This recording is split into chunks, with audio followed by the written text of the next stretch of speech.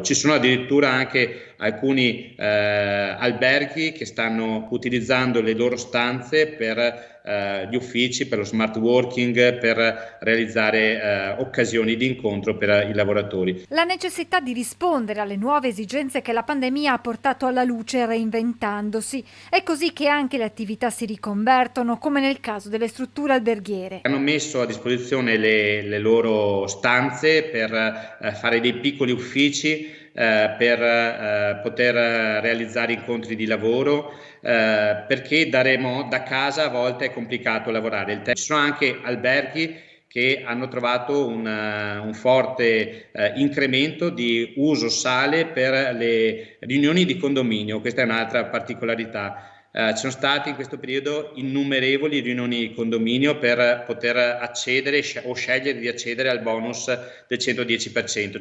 Ma è l'attuale situazione che spinge in generale a ripensare un modello economico che dà comunque confortanti segnali di ripresa.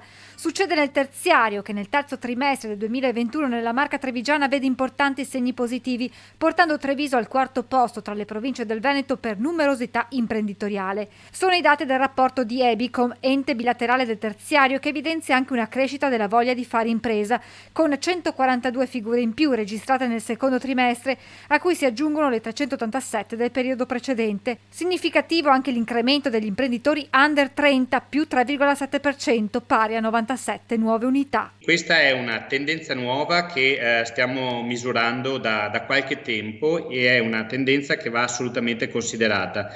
Il tasso di imprenditorialità giovanile in tutta Italia, ma anche nel nostro territorio, era da anni in costante calo.